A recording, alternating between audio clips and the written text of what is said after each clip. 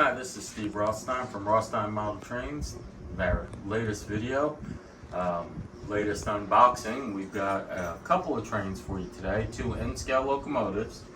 First one is the Amtrak P42 Genesis, which is the current locomotives they use. While we didn't ride this number locomotive, this is a model of the ones we used on the trip from San Marcos to Dallas and back. And we are going to test that in a second, and we'll see how it does. The other one is our other Scaletrains model. This is a rivet counter, not museum quality. And it answers one of those questions. It's a constant debate in model railroading on how to weather or age your locomotives if you should. Locomotives, when you buy models, most of them come looking like they're fresh from the paint shop, just how the factory delivered them to the railroad. But that's rarely how they look when you see them out there on the road today, or even in museums unless they've been restored.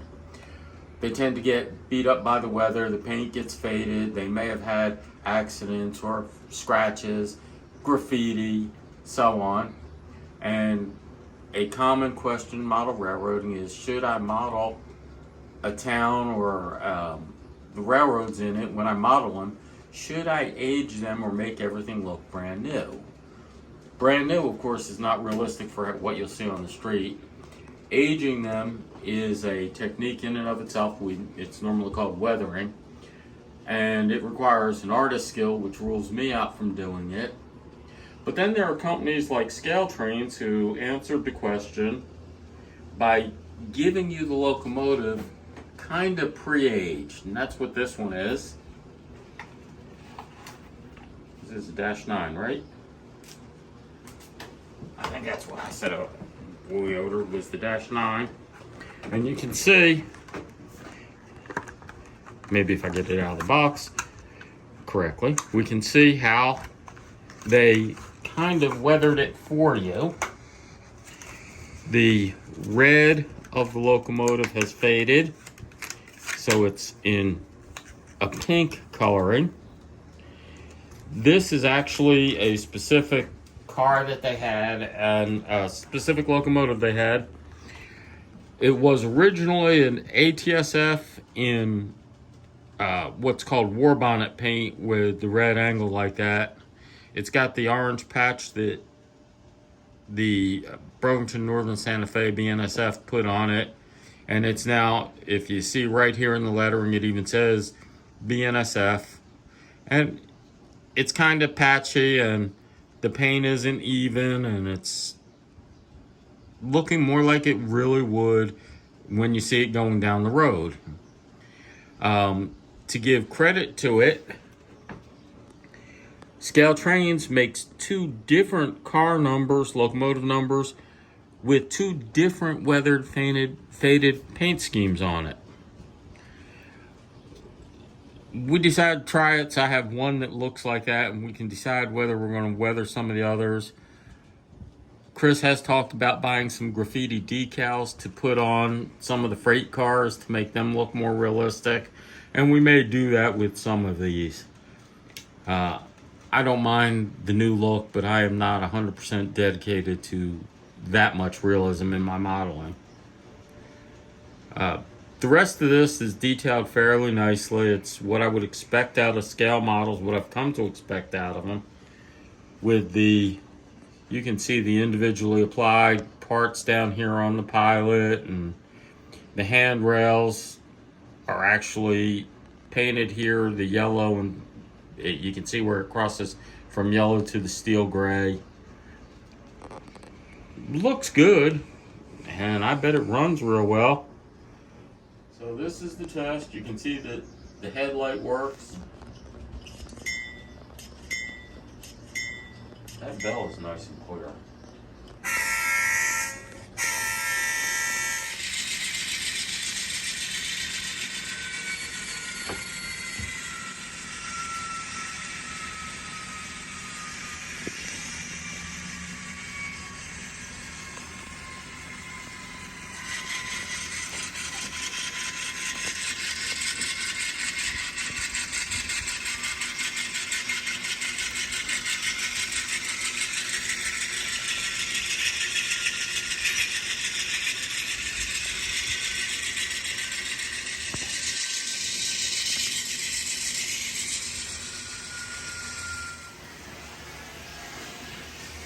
It's at 100 scale miles an hour right now.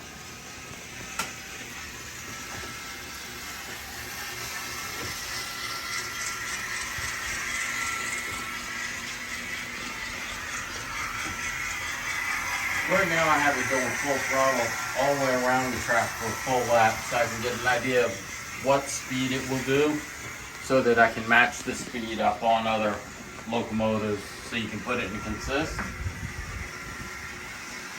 I don't normally run the N-scale this fast, but you gotta start with going that fast.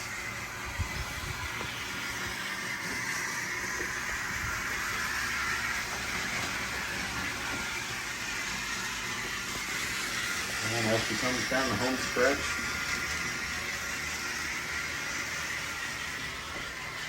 $143 miles an hour.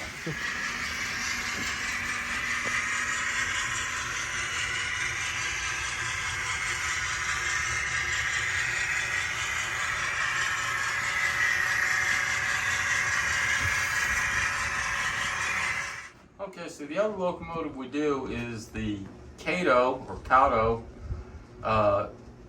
P42 Genesis from Amtrak, number 169. Here you should see a picture of the other older Amtrak locomotive we use on the Phase 1 set and the Phase 5 or Phase 6. They call that a late Phase 5 paint job, but it's what's currently in use. We're going to have to find some of the modern double-deck coach cars and so on because it would look better. Get them right, painted right, and the right style of car. So we're going to test that real quick and see what it does. Let's see. Headlights work.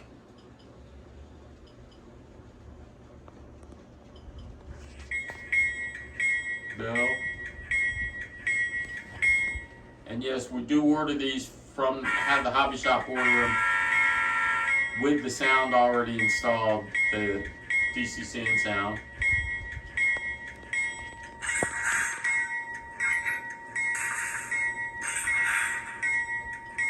Coupling sounds.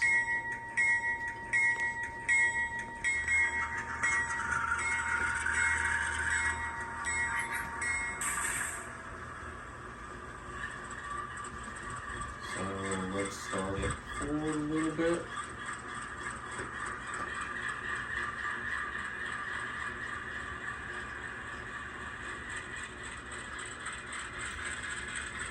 It's got that delay while it does the sounds, the locomotive startup.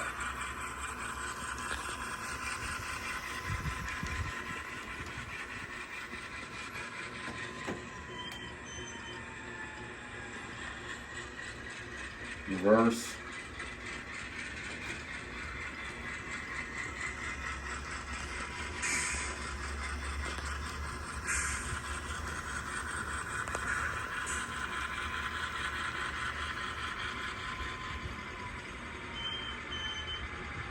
And now for a full throttle left around the track to see what it'll do.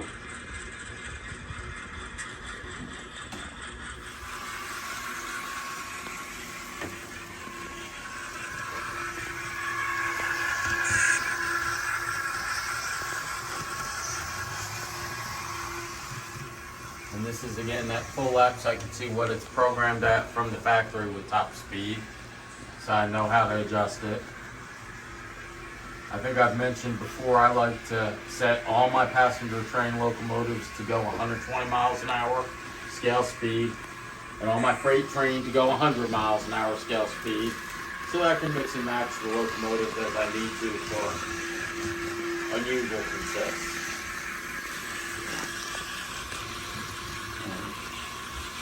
Here it comes.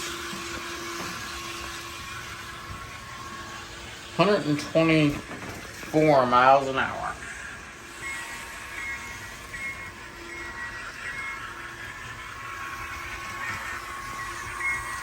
That's interesting. Hit the horn and it starts the bell ringing automatically.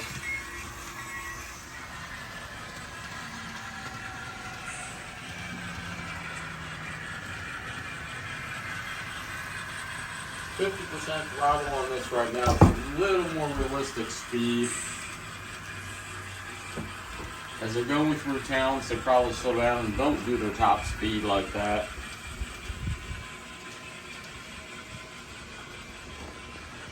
If I'm going to build the right train, I'm going to have to find a second Genesis, different road number, a baggage car, and then 5 or 6 double-deckers. A couple of them would be double-deck sleepers and a couple of them would be double-deck coaches.